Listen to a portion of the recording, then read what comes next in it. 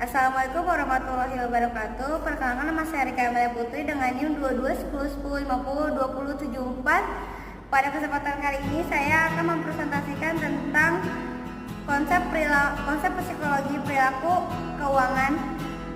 Sebelumnya terima kasih kepada Pak Rudi Sanjaya atas kesempatan kali ini. Baik, saya akan mempresentasikan konsep psikologi dan perilaku keuangan. Yang pertama itu ada pengertian psikologi keuangan, yang kedua ada konsep psikologi dan perilaku keuangan, yang ketiga ada implementasi konsep psikologi dan perilaku keuangan, yang keempat ada strategi perusahaan dalam konsep psikologi dan perilaku keuangan, dan yang terakhir yang kelima 10 aspek psikologi yang akan bisa menjaga dan melindungi kegiatan investasi kita agar tidak mengalami kerugian. Baik, di sini ada pengertian psikologi keuangan. Psikologi keuangan adalah studi tentang bagaimana emosi, kebiasaan, dan pola pikir seseorang mempengaruhi cara mereka memperoleh, mengelola, membelanjakan, menabung, dan berinvestasi uang. Psikologi keuangan merupakan cabang ilmu yang mempelajari bagaimana faktor psikologi dan emosi dalam mempengaruhi keputusan finansial individu. Menurut Morgan Housel 2020, The Psychology of Money ialah keputusan keuangan tidak hanya berdasarkan logika atau ilmu ekonomi, tetapi juga sangat dipengaruhi oleh emosi, pengalaman, dan kebiasaan seseorang. Menurut Dan Ariely 2008, prediktabili irasional adalah orang yang sering membuat keputusan keuangan yang irasional karena dipengaruhi oleh emosi, bias kognitif, dan faktor psikologi lainnya. Di sini ada konsep psikologi dan perilaku keuangan. Kebutuhan manusia menggunakan psikologi dalam sebuah tindakan memang tidak terbatas. Pemanfaatnya itu sendiri sangat luas, dari hal yang berhubungan dengan keluarga, sosial kemasyarakatan, hingga masalah politik dan ekonomi. Semua unsur dan sendi kehidupan sudah pasti akan berusaha untuk menggunakan faktor psikologi dalam menyelesaikan masalah atau mengambil satu tindakan. Peran psikologi dalam aktivitas bisnis adalah suatu hal yang umum dan disebut dengan psikologi pasar, yang sering menimbulkan persepsi yang berbeda-beda dan terkait kondisi pasar saham. Selanjutnya ada implementasi konsep psikologi dan perilaku keuangan. Melihat kondisi yang akan terjadi dalam sebuah investasi, faktor psikologi menjadi salah satu faktor yang penting untuk diperhatikan. Ada dua faktor yang bisa menjadi acuan para pelaku bisnis agar bisa terhindar dari kerugian yang mungkin bisa terjadi. Faktor yang pertama itu faktor untuk menghindari kerugian. Faktor ini secara teknis mengandalkan faktor psikologi sebagai dasar menentukan sebuah keputusan investasi. Yang kedua itu ada faktor mental accounting. Faktor ini selain mengandalkan faktor psikologi juga bisa menekankan faktor teknis dari kondisi keuangan yang biasanya terkonsep seperti hitung-hitungan bidang akuntansi.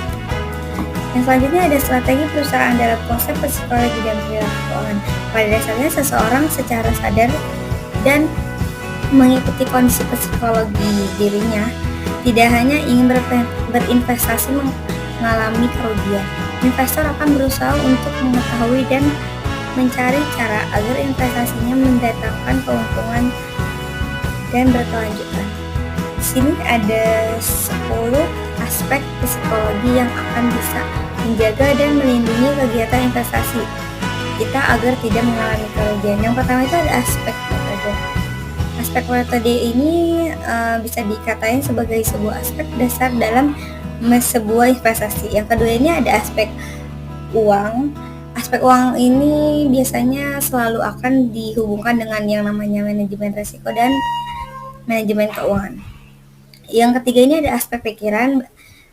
Bagaimana aspek pikiran ini mendekat sekali dengan apa yang dinamakan faktor psikologi. Yang keempat itu ada aspek persepsi. Aspek persepsi ini bisa menjadi salah satu faktor yang bisa mempengaruhi faktor psikologi seseorang dalam melakukan investasi. Yang kelima itu ada aspek kecenderungan dalam mengambil keputusan, yang dimana pengambilan sebuah keputusan investasi yaitu perasaan takut dan serakah. Yang keenam ada aspek peran logika dan sifat manusia. Sifat manusia inilah yang biasanya menjadi landasan terbesar dalam melakukan investasi. Yang ketujuh ada aspek solusi atas rasa serak. Sebaiknya para investor untuk tidak selalu menggunakan faktor psikologi saja, tetapi juga ilmu pengetahuan dan analisis data yang valid. Yang kedelapan ada aspek solusi atas rasa takut. Di mana aspek solusi atas rasa takut ini seharusnya dijadikan satu acuan yang bisa membuat investasi seseorang menjadi lebih baik. Yang kesembilan ada aspek profit talking, di mana seorang investor harus memiliki sebuah keyakinan atau motivasi yang kuat bahwa dirinya akan bisa mendapatkan keuntungan. Yang terakhir 10 ada aspek mindset investasi, di mana salah dalam bertindak akan merugikan. Itulah sebuah mindset yang salah. Jika hal itu dilakukan, maka seseorang yang melakukan investasi akan mengalami kerugian. Baik, kesimpulan dari presentasi saya adalah psikologi keuangan merupakan bidang yang penting dalam memahami perilaku individu dalam pengambilan keputusan finansial, emosi, kebiasaan, dan pola pikir seseorang memiliki pengaruh yang signifikan terhadap cara mereka mengelola, membelanjakan, dan berinvestasi uang. Konsep ini menekankan bahwa keputusan keuangan tidak hanya didasarkan pada logika dan analisis angka, tetapi juga dipengaruhi oleh faktor psikologi seperti persepsi risiko, ketakutan, keserakahan, dan pengalaman masa lalu.